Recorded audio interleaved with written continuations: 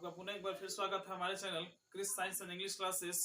मैं कृष्णा सर आपका स्वागत करता हूं और आज मैं आपको पढ़ाने वाला हूं फ्यूचर परफेक्ट टेंस, यानी कि 10 टेंस तो हमने खत्म कर लिया था। आज चलते हैं 11वें टेंस। 11वें टेंस मतलब फ्यूचर परफेक्ट टेंस।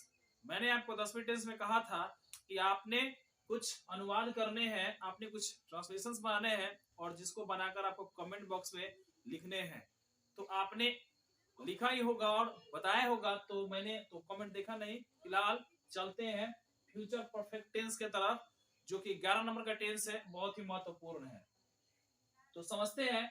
इस टेंस के वाक्यों के अंत में चुका होगा, चुकी होगी, चुके होंगे अर्थात इसके अलावा चुकेगा, चुकेगी, चुकेंगे इत्यादि लगा रहे तो उसे हम कहेंगे फ्यूचर परफेक्ट टेंस का वाक्य। ठीक है, ये तो इसका पहचान रहा। अब समझते हैं इसके स्ट्रक्चर की तरफ। स्ट्रक्चर इसका subject plus shall have oblique will have plus V3 plus का ऑब्जेक्ट। एक बार फिर से देखते हैं। Subject plus shall have oblique will have plus का V3 प्लस का ऑब्जेक्ट। अब आपके सामने 3 ट्रांसलेशन दिए गए हैं, जिसमें से 1 या 2 ट्रांसलेशन मैं करूंगा, बाकी आप करेंगे। फिर पुनः मैं आपको 1 का 6 फॉर्म करके दिखाऊंगा, बाकी सेम आप करेंगे। तो चलिए बनाते हैं इसको, ध्यान से समझते हैं इसको। तो देखिए, मैं यह काम कर चुकूंगा तो क्या हो जाता है, आई शैल हैव। और चूंकि बार बार आप प्रयोग कर रहे हैं, कर चुके हैं, तो आपको पता ही होगा कि आई के साथ शैल लगेगा अथवा विल लगेगा। हैव कॉमन है तो आई शैल हैव। अब क्रिया इसमें देखिए करना, तो आई शैल हैव, डू का थर्ड फॉर्म होता है डन।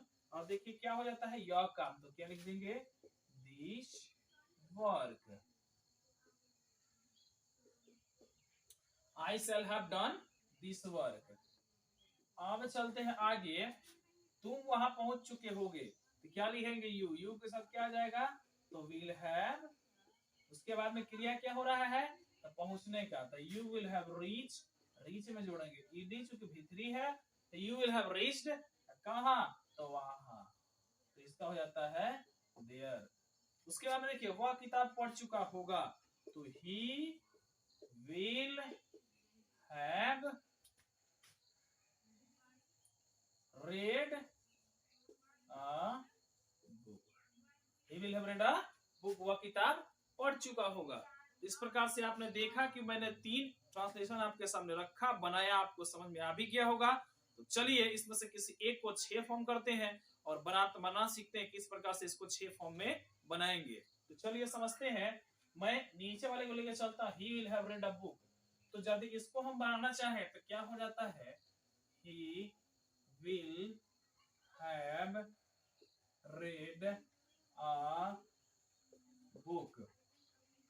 फिर हो जाता है, he will not have read a book। फिर हो जाता है इसका, will he have read a book। Will he not have read a book। Why will he have read a book। Why will he not have read a book। तो आपने देखा कि मैंने किस प्रकार से आपके सामने एक अनुवाद को, एक ट्रांसलेशन को 6 फॉर्म में किया। उस प्रकार से आप इन दोनों को 6 फॉर्म में कर लेंगे तो आपको बहुत ही आसान तरीके से बनाने आ जाएगा। और मुझे ऐसा अनुमान है कि आपको जितने भी मैंने टेंस पढ़ाया आपको बहुत ही अच्छे समझ में आया होगा, वैसे ही ये भी टेंस आपको समझ में आ चुका होगा। उम्मीद है मेरा ऐसा कि आप इसकी सहायता से किसी प्रकार के ट्रांसलेशंस बना सकते हैं, चाहे वो किसी भी टेंस का हो। बस मैं आपको इतना रिकमेंड करूंगा, बस इतना से इंसिस्ट करना चाहूंगा कि आप पढ़ाए गए टेंसों को अच्छे से याद करें, उसका प्रयोग करें, प्रैक्टिस करें। आपको बहुत ही अच्छे समझ में आने लगेगा। आपको किसी प्रकार का अनुवाद ट्रांसलेशन बनाने में कोई दिक्कत नहीं होगी, किसी प्रकार की समस्या नहीं होगी। समस्या यदि होती है तो आप कमेंट बॉक्स में हमारे ट्रांसलेशन लिखें, मैं उसका जवाब दूंगा, मैं आपको उसको समझाऊंगा। नहीं होगा तो उसके लिए अलग से एक वीडियो बनाकर उस टॉपिक के बारे में आपको बहुत ही अच्छे से समझा दूंगा।